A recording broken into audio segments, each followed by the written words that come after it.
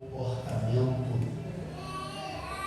dos espíritos imundos quando deixa o corpo e encontra a casa adornada, limpa e vazia.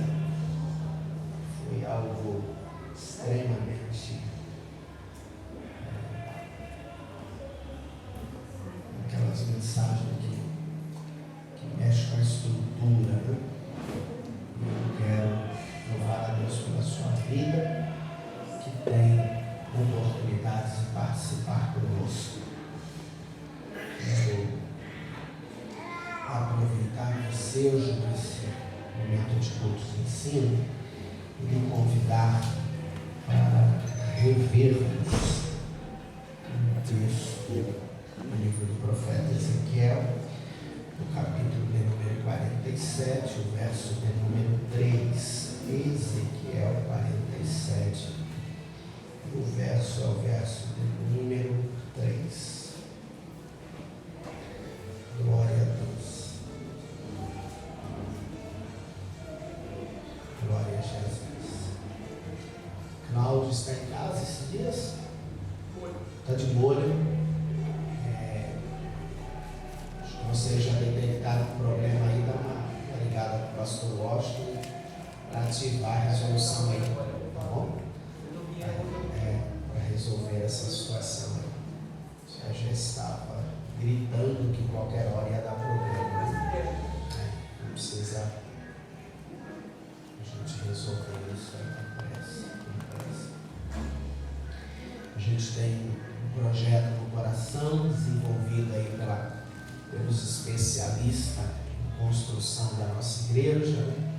Acho que o bom da igreja atual é que o pastor não precisa ser o que não é, né? Antigamente o pastor era pedreiro sem nunca ter assentado um bloco, era eletricista, não sabia nem que fio tem cor diferente. Hoje não, graças a Deus a igreja hoje tem profissionais aí exímios para poder fazer aquilo que Deus tem dado a eles a oportunidade de servir a igreja. Ezequiel 47, o verso é o único, verso de número 3. Sabrina está ali, vai me ajudar. Depois pode gravar esse texto, Sabrina, deixar aí, tá bom? Eu vou lhe convidar no 3 a ler esse texto comigo, Ezequiel 47, verso único. Verso de número 3. Vamos lá? 1, 2, 3. Saiu o homem para o oriente, tendo na mão o cordel de medir, mediu 1000 côvados e me fez passar pelas águas que me davam pelos artérios. Amém? Tome seu assento. Meu muito obrigado. Quero louvar a Deus aqueles que estão vindo das nossas subcongregações para estar aqui. Eu desejo para sempre contar com aqueles que têm a disponibilidade para que a gente fôssemos auxiliando-os aí na condução, no entendimento da palavra de Deus, né? Queridos, esse texto que a gente já leu, já pregou, já fragmentou em algumas partes, é um texto que mostra a ação de Deus naqueles que estão inseridos no propósito dele. A Bíblia apresenta esse profeta em várias etapas e ações, e quando vai chegando próximo ao momento final do seu ministério, do registro do seu ministério, a gente depara com Deus animando ele, apresentando como seria a restauração da nação de Israel, uma parte para o tempo presente em que o profeta viveu e uma parte com uma apresentação escatológica. O término desse texto é um término que mostra uma restauração até do Mar Morto, texto que a gente já comentamos aqui. Entretanto, existe pelo menos 3 pontos que eu gostaria de tratar com você, para minimizar algumas ambições e preocupações do desenvolvimento da obra de Deus. A gente, quando está no âmbito da igreja, por vezes uma das ações de frustração é que a gente não consegue desenvolver a ambição que há no nosso coração. Por vezes, a gente não consegue desenvolver as ambições do nosso coração. Por vezes, há frustrações por a gente ter ambição maior do que o projeto de Deus. Hoje menos, mas havia uma expressão muito comum no nosso meio pentecostal, era do profeta se aproximar e dizer que a obra era grande, né? Uma obra grande na tua vida. E o grande, ao ouvido de quem estava envolvido, produzia a ele uma perspectiva de grande sob a perspectiva humana, de muita honra, né? De muita abrangência, de lugar onde a fama cercaria. E nem sempre o grande aos nossos olhos é grande aos olhos de Deus. Exemplo: Deus chama Ananias e o convoca para realizar uma obra muito grande, ir na rua direita e orar por um homem chamado Saulo, que através desse homem Deus iria realizar uma grande obra. A questão é que essa obra na vida do Ananias foi única, pelo menos no registro bíblico. A gente não vê Ananias fazendo mais nada, mas em todo o registro bíblico tem o nome dele. A obra era grande? Era. Mas qual a dimensão dessa obra? A chamada é especial, mas até onde ela vai? Qual a dimensão? E esse texto do verso 3, ele apresenta diretrizes para a gente pensar. Eu fiz um registro aqui de 3 ações que somos submetidos por aquele que apresenta tudo o que é referente a Deus. 3 ações. Primeiro, quem mede é Ele. Quem tem o cordel de medir é Ele. Volta lá, Sabrina, por gentileza. Saindo o homem para o oriente, tendo na mão um cordel de medir, guarde isso, quem define a distância é Ele, não é a gente. Esse nível de ambição, de anseio de participação, não é a gente que define. Isso aí não adianta vir com um sonho humano. É projeto do dono da obra. É ele que tem na mão um cordel de medir. E o texto continua dizendo: mediu 1000 côvados. O que é a medida de côvados?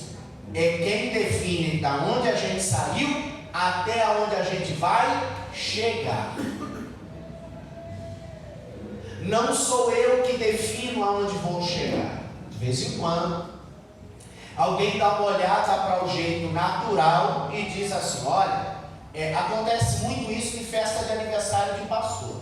A gente ouve cada coisa, né? Alguns dizem assim, na festa do aniversário: você está aqui, mas isso é só o começo, não é? Como ele dissesse assim: isso aqui não é nada. Eu fico pensando como fica o ouvido de quem está no ambiente ouvindo isso. Quando diz: ó, você está aqui, mas isso aqui não é nada, porque tem coisa muito maiores. É bom aprender cedo que quem tem o cordel que define da onde a gente sai até onde a gente chega, não é a gente.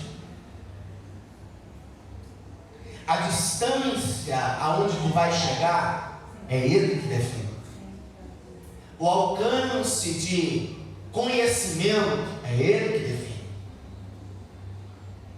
Exemplos: a gente congrega na mesma igreja, com um público imenso, e quando você chega em um determinado lugar, tem pessoas que todo mundo conhece, e tem pessoas que não sabem nem quem é um outro que congrega no mesmo lugar.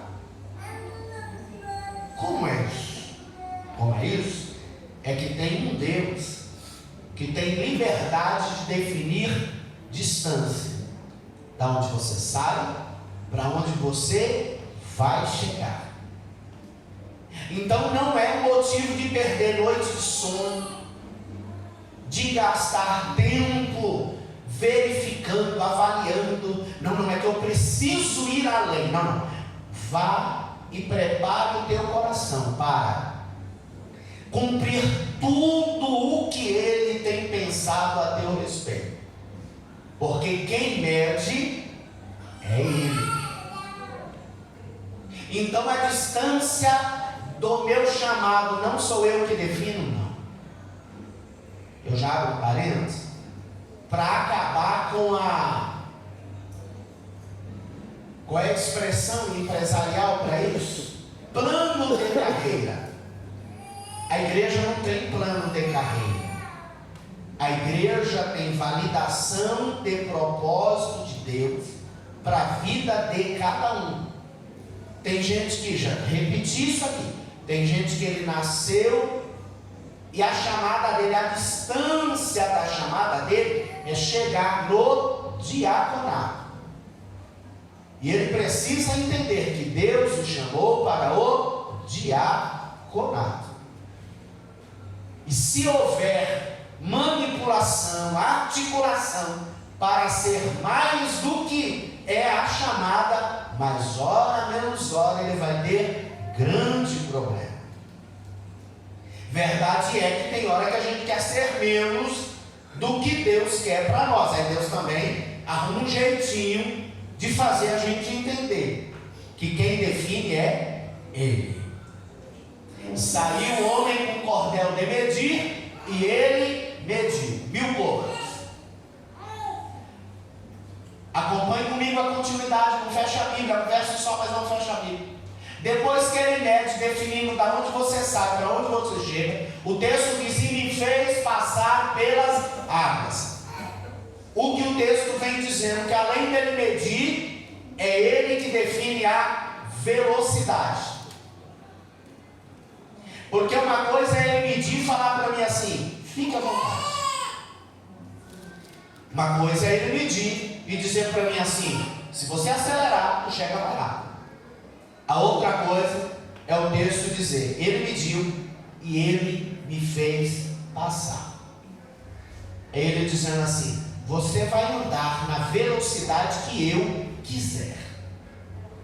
Não, mas eu quero ir mais rápido. Eu escrevi uma analogia disso em casa. É uma equivalência de você entrar no carro de alguém, ok? Ele é o motorista e o carro é dele. Você quer ir mais rápido? Então desça do carro e vai a pé. O carro é dele. O homem com cordel de medir, quem define a velocidade é ele. Não, gente. Você só precisa entender uma coisa: é ele que faz passar.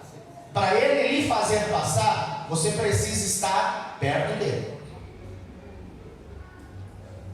De vez em quando a gente quer e produz atitudes que nos afasta daquele que leva. Todas as vezes que a gente tem atitude de desvincularmos daquele que leva, ou descemos do carro, ou nos rebelamos contra aquele que está na direção, o único perdedor é a gente.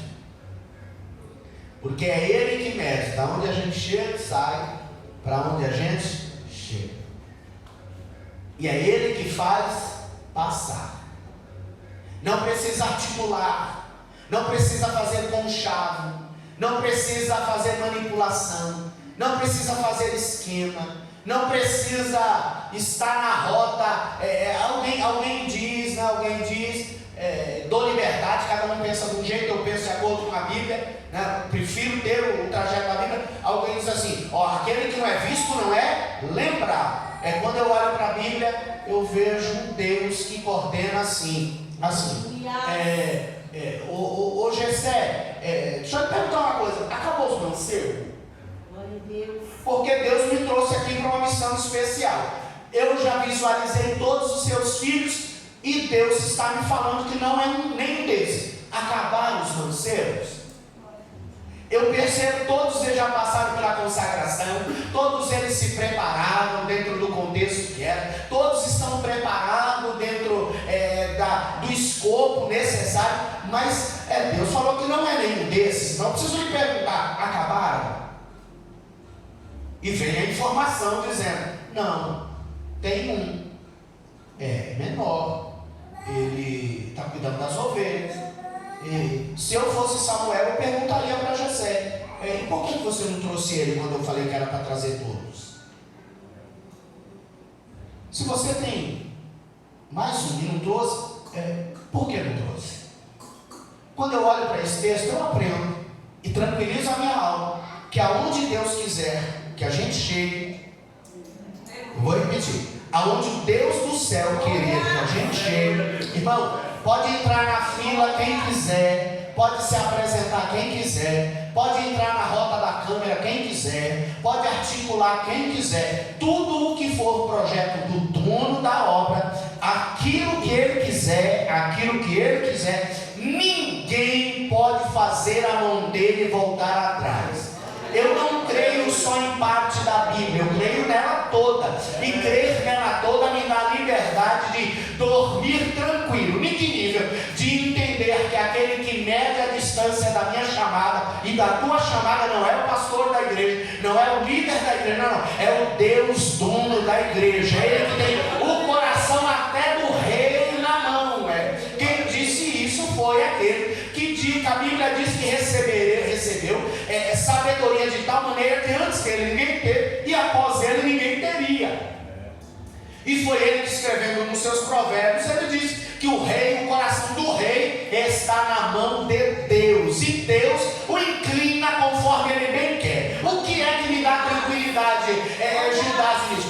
Eu deitar a cabeça no meu travesseiro e entender assim: o Deus que me chamou sabe aonde ele quer que eu chegue, e na onde ele quiser que eu chegue, ele tem o coração de todos os que estão envolvidos, para na hora que ele quiser, ele vai lembrar de mim, o meu nome vai chegar até ele, e eu só vou chegar na velocidade que ele determinou para a minha vida. Qual é o teu sonho? O meu sonho é ser piloto. O que é que você fez? Eu entrei numa escola de piloto. Vamos lá. Entrei numa escola de piloto, alguém me pega e vai lá para o aeroporto de Guarulhos e chega na frente de um grande Boeing daquele e diz para você: qual é o teu sonho? Ser piloto. Aonde você quer chegar? Eu quero rodar, sobrevoar todos os continentes. E o avião está lá. Aí alguém olha para você e diz assim: pilota ele. Não é teu sonho? O avião não está lá? Tá. Tu está pronto para pilotar?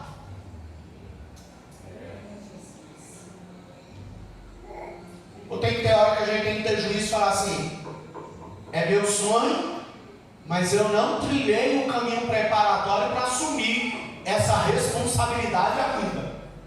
É por isso que o Deus que chama, ele olha para um Samuel e fala: Samuel, faça uma coisa, enche o teu vaso de azeite, isso aí é com você. Eu não vou encher vaso de azeite para seu ninguém. E depois que você encher o teu vaso de azeite, não vai, não vem. Viu? E depois que você vir, aí eu enviar-te-ei a Jessé. Querido, que tem gente que porque tem um sonho de piloto, a hora que ele vê o avião, ele já entra e já assume o painel de comando, e ele pensa que vai vir um raio assim, e vai dar sabedoria para ele já entrar e já sair pilotando. Irmão, não vai não. É frustração. coração. Porque a melhor coisa do mundo é você estar no lugar da tua chamada e saber que Deus lhe preparou para fazer aquilo que Ele deseja e você vai cumprir para a glória do nome dEle. Quem foi chamado por Deus, preparado por Deus e esperar o tempo de Deus, esse não passará vergonha. Quando ele terminar de cumprir o que Deus chamou, os de fora olharão e dizendo: esse aí glorifica aquele que o chamou, esse aí magnifica aquele que o chamou. Por isso não desespere a tua alma. Aquele que chama é aquele que delimita saída e chegada e velocidade. Velocidade. Eu vou usar mais uma vez uma expressão que a Raquel pregou aqui. O homem que tem, irmão, a roda do oleiro na mão é o que tem o pé no pedal. É ele que define a velocidade do giro também, né? Porque tem hora que a gente pensa que é só mão no barro. Não é só mão no barro, é pé na alavanca da velocidade que o barro gira. Tem hora, irmão, que a gente está com tanta vontade de ver o negócio andando, que o oleiro está assim, pegando para tirar algumas coisas, e a gente quer, né, acelerar. E se acelera, quebra, irmão. Não vai. Todo mundo que acelera, quebra. Eu não conheço um que acelerou demais e não teve problema. Que chegar onde não foi chamado para chegar, ou chegou. Essa semana a gente fomos um culto. Essa semana nós fomos um culto. E um companheiro teve uma oportunidade, na expressão da oportunidade dele, ele disse assim: irmãos, alguns anos atrás eu vim nessa igreja e eu sentei naquele lugar e alguém olhou para mim e disse assim: você não prega nesse lugar. Como se aqui não é para você, né? Aqui não é para você. Fazem 3 anos, na hora que ele falou faz 3 anos, houve um problema gigante na igreja, porque a igreja só existe há 2. Tem coisa que não precisa.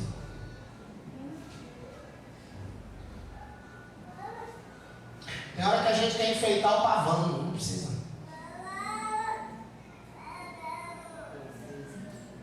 Arrozinho, feijãozinho, já disse aqui, mas deixa eu repetir. Na infância, muitos anos em Minas, na casa dos meus avós, e um belo período meu pai organizou e comprou passagem para toda a família ir para Minas. Fazia 11 anos que ele não via a mãe dele. Eu já elaborei um plano, tecnicamente, dizendo que quando nós chegar lá, eu já estou imaginando que minha avó vai preparar. Irmão mineiro, cozinha bem, deve ter o banquete esperando os filhos netos. Já estava certinho na mente. Tinha acho que uns 12 anos na época. Quando nós chegamos, o ônibus quebrou em Volta Redonda, atrasou, demoramos para chegar. Fomos para a casa de uma tia, só no dia seguinte já para a casa da avó. Falei, quando chega lá, fiquei imaginando, já uma coxa de frango assim grande, coisa de adolescente, um apetite especial. Imaginei como ser. Quando cheguei lá com a família, vovó tinha feito arroz, feijão e não tinha mistura, ela fritou ovo. Então aquilo para mim foi uma decepção, que eu estou com 51 anos e eu ainda me esqueci. Estou traumatizado. Minha avó já foi para a eternidade, eu não esqueci esse negócio. Mas a hora que eu coloquei na boca aquele arroz, feijão e aquele ovo, pensa um negócio que era fantástico. Era uma coisa tão de outro planeta, aquele arroz com feijão e aquele ovo. Porque não precisa ser chique, precisa ser especial. Aquele que mede a distância, ele sabe porque te leva na velocidade dele. Para em cada etapa que você passe, você seja especial nela. Vá marcando de forma especial, sendo instrumento para a glorificação daquele que o chamou. Esse é o grande propósito. O propósito não é, como diz o louvor, por causa de nós, é por causa dele. Então, como ele entende que na trajetória talvez nós não estejamos preparados para assumir o comando da aeronave, ele fala: meu filho, vamos fazer uma coisa, você consegue só organizar as malas? Só para vocês se familiarizando com o ambiente.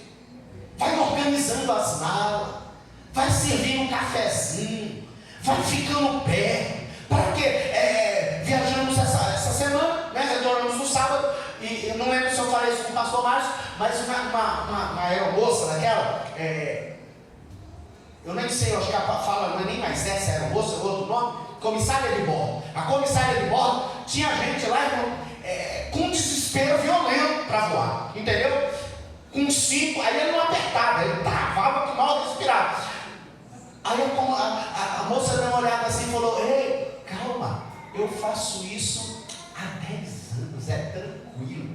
Irmão, que coisa boa é você estar do lado de alguém que, quando você está em desespero, ele olha para você e fala: calma, já passei por isso e não é isso tudo não. O trajeto que você está fazendo, eu já passei. Tranquiliza a tua alma, vai dar tudo certo. Eu estou aqui para lhe apoiar. Irmão, por que é isso? Porque é Ele que sabe a tua estrutura, é Ele que conhece os bastidores, naquilo que a gente está envolvido, o nível da pressão que iremos sofrer. Por isso, tranquiliza o teu coração e deixa Ele definir a distância entre a tua saída e aonde você vai chegar. Tem hora que o complexo de inferioridade bate também, né? Tem hora que ele fala: quem sou eu? Alguém assim como eu. Aí Deus olha e fala: eu perguntei quem é você. Eu disse: quem sou eu aí dentro? Não é você, sou eu, é o meu espírito dentro de você, é a minha palavra que é exteriorizada através de você, é a minha mão cooperando naquilo que você faz. Para de pensar que é por causa de você. Não é por causa de você, é por causa do meu poder, é por causa da minha glória, é por causa de tudo o que eu já criei, já preparei, é que eu estou te envolvendo nisso. Para de pensar que é você. Ele define saída e chegada, ele define velocidade, e ele define uma terceira coisa. Relê o texto: saindo o homem para o oriente, tendo na mão um cordel de medir, mediu distância, me fez passar pelas águas. É Ele que define a velocidade, é Ele que faz, não está em você, ok? E depois, águas que me davam pelos arteiros. Irmão, Ele define distância, Ele define velocidade e Ele define profundidade. Qual o nível de profundidade?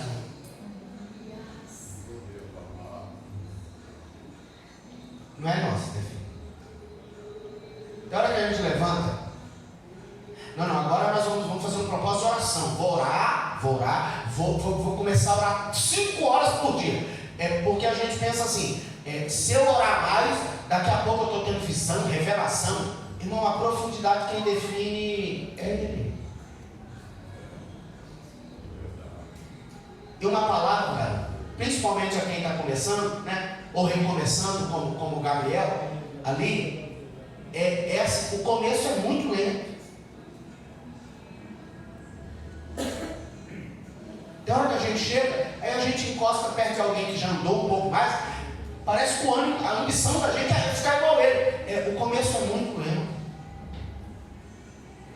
bem lento, é muito tempo. E quando termina esse ciclo, você dá uma olhada e percebe que parece que não evoluiu quase nada. A água só está no tornozelo. Gente, estou aqui há um tempão.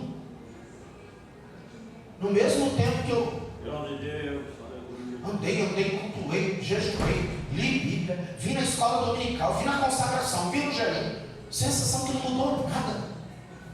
Só tem água no tornozelo. Enquanto isso, já tem gente com água no lombo. É que o começo é lento. Porque o propósito de Deus não é te envolver no operacional. Se eu saio daqui e eu vou andar 1000 quilômetros com alguém, não é 1000 quilômetros, 1000 quilômetros não tem nada a ver com 1000 quilômetros, é 450 metros, isso, ok? 1000 quilômetros. Mas se eu vou andar 1000 quilômetros com alguém, é ele que define a distância, 1000 quilômetros, é ele que define a velocidade. E ele que diz, quando nós andarmos 1000 quilômetros, a alteração da tua vida é da base do pé no tornozelo. O que isso quer dizer? Quer dizer que eu vou ter muito tempo de comunhão com Ele. Muito.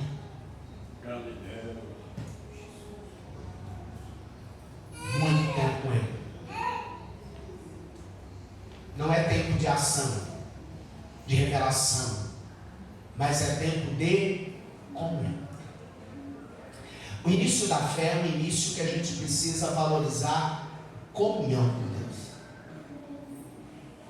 Você não vai ver bola de fogo, você não vai ver anjo voando, escada de anjo subindo, anjo descendo. Não, irmão.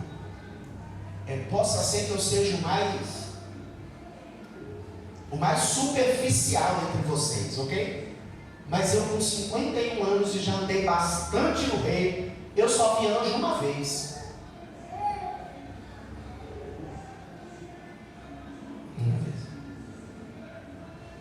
Porque tem hora que a gente pensa que definição de fé vem anjo. Não, pastor, mas eu já vi um pregador ali que cada lugar que ele vai, ele vê anjo. Eu falei, então, irmão, tem gente que é especial. Eu só vi.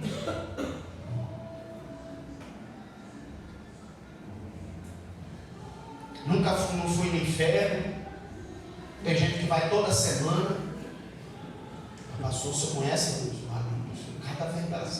Foi no inferno a semana passada, não. Não vontade nenhuma. Fica à vontade.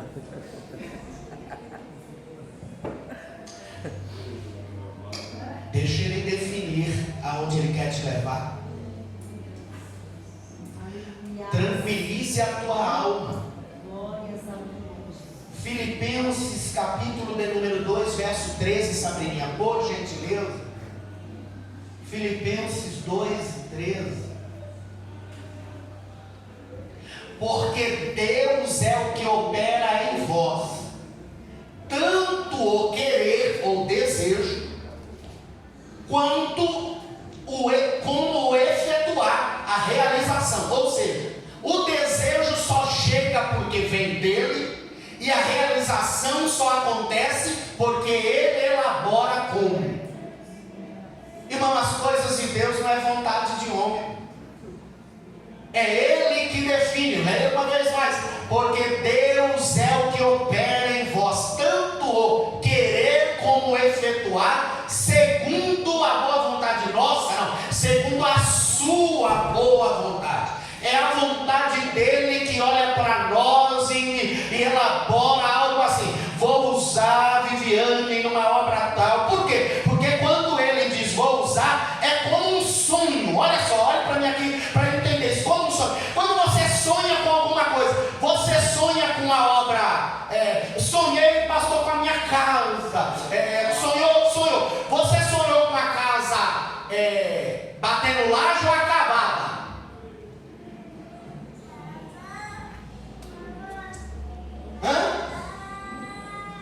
Você sonhou com ela assim, o trator fazendo terraplanagem, ou você já sonhou com móveis no lugar? Já sonhou com tudo ajustadinho? O que é o sonho? O sonho é uma apresentação do final, para dizer, olha como termina, mas ele não diz para você, agora pense como começa. Tem um sonho, pastor, parabéns pelo sonho. O querer é dele, o efetuar é dele. Agora perceba, ele lhe mostra o fim, mas você precisa entender que tem um trajeto para chegar onde você viu.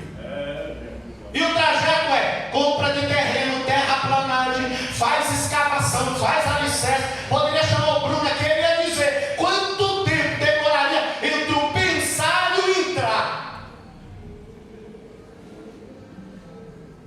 Querido, entenda que quando Deus nos chama, Ele já não entrega o projeto pronto, não. Ele mostra o fim, dizendo, agora trilhe toda a trajetória.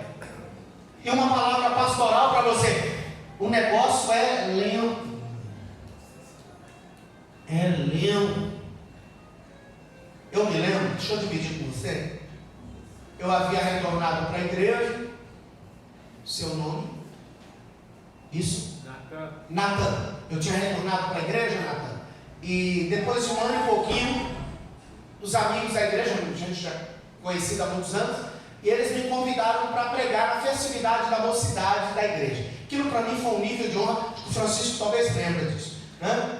Que era da época. Aquilo para mim foi um nível de honra gigante. Irmãos, eu me preparei 6 meses para pregar 1 hora. E se você perguntar para a Manélis quantas horas eu passava estudando, talvez você se assuste. Mas eu estudei 6 meses para pregar 1 hora naquela festa. Eu imaginei que naquele dia, um domingo à tarde, ia estar no mínimo todos os obreiros da igreja apoiando. Pô, é um menino que nasceu na igreja, que vai apresentar na igreja, passou um tempo fora, retornou, Deus entregou a ele o ministério da palavra. Eu imaginei que teria um apoio maciço aquilo. Que decepção! Naquele dia, se não me engano, não teve um obreiro. Que tristeza foi aquilo. A gente pensa que é boicote, um monte de coisa. Hoje eu dou uma olhada, eu entendo que na mente de alguns, algumas velocidades assim, não pode ser assim, do jeito que a gente, né? Querido, é que quem deve é Ele, e a velocidade é dele. E tem alguns que o negócio é mais acelerado. Anos e anos depois se passaram, Gabriel, eu fui pregar lá de Cachoeirinha. Eu tinha um Corsinha. E o irmão veio me buscar para me acompanhar, só que ele tinha uma Mercedes. Aí o irmão foi, sai daqui da Zona Oeste, lá de Cachoeirinha. Ele com a Mercedes e eu com um Corsinha. Irmão, e ele foi na velocidade da Mercedes, né? Irmão, eu pensei que o Corsinha ia explodir. Falei com ela, ela estava olhando para mim. Falei, filha, na época nem GPS não tinha negócio de GPS. Era aquele GPS quadrado e não havia pequeno endereço, né? Aquele quadradinho, não tinha pequeno endereço. Falei com ela, se nós nos perdermos dele, no sábado à tarde, se nós nos perdermos, a gente volta para casa. 5 minutos depois, ele dá seta para a direita e entra no posto de gasolina. A lâmpada da injeção da Mercedes começou a acender. Quando acendeu, cara, eu parei. Aí ele falou, tem um problema aqui, acendeu a luz da injeção. Falei, não foi Deus. Porque o irmão, deixa eu falar com o irmão, eu tenho um Corsinha. E o irmão com uma Mercedes. Eu já não aguentava ir atrás do irmão mais.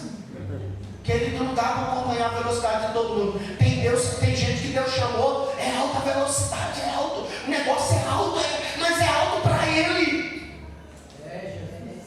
É alto para ele, não é para nós. A cada o homem com cordel de medir define uma distância, e a velocidade é com ele, e a profundidade também é delimitada por ele. Aí eu vejo tanta gente que só chegou hoje, já está pregando e já, irmão, deixa esse negócio com ele, queridão. Deixe com Deus isso. Tem árvore que Deus planta, 6 meses depois está dando fruto. E tem árvore que o mesmo Deus planta e precisa 10 anos para dar o primeiro fruto. Sossega, refrigera a tua alma, entrega o teu caminho ao Senhor, confia nele. Ah, pastor, estou cansado de ficar nessa igreja. Meu Deus, tantos anos aqui, nunca me reconheceram. Irmão, o dono da igreja não sou eu, não. O dono da igreja tem dono, a igreja tem dono e não sou eu. É verdade. Corta, deixa ele delimitar o acesso da tua vida e a velocidade. Para quê? Para você não chegar em um local não preparado para tal. Eu vou falar aqui, eu acho que o Camélia nunca aconteceu isso, mas você já viu, a gente vai fazer algum trabalho específico na igreja, irmão José, por exemplo, vamos fazer a oração pelos utensílios da ceia, ok?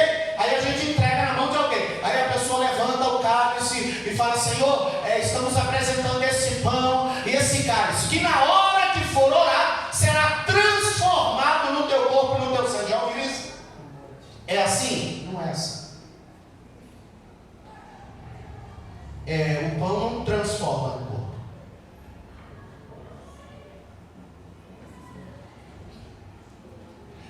coisas que a gente precisa, peraí, a hora que eu chegar, eu faço como?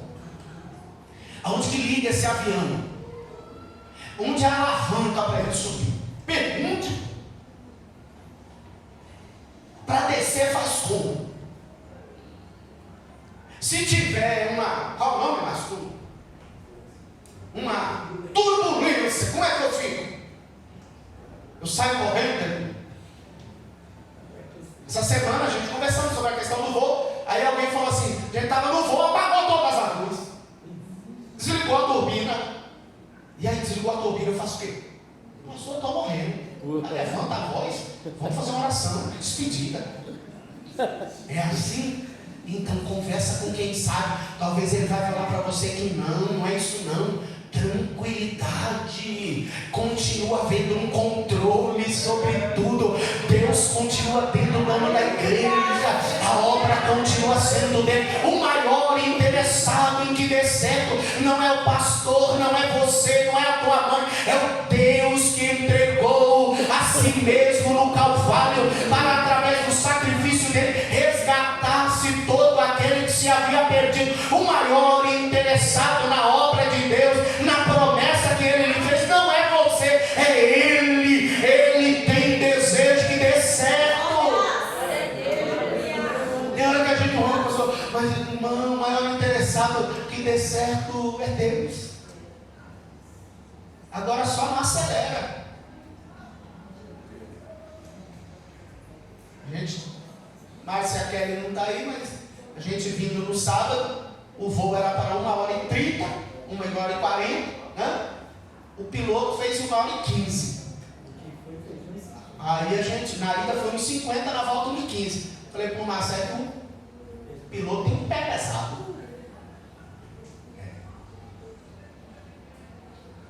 Irmão, talvez alguns se orientem de outra forma, você, né? Deixa eu falar para você, confie em Deus. Só não saia do carro que ele está no comando. Só não saia. Mas se você perceber que ele continua no controle, e você está dentro do carro dele, irmão, vai chegar onde precisa chegar. Quem sabe aconteça como aconteceu com Davi, que está lá no campo cuidando das ovelhas, sem saber o que estava acontecendo, porque tem um monte de coisa que acontece e a gente não sabe de nada. E o Davi está lá cuidando das ovelhas, não sei se estava tocando harpa, se não estava, mas daqui a pouco alguém chega e diz, ei, Samuel está lá na tua casa, e o teu pai falou que é para você ir para lá.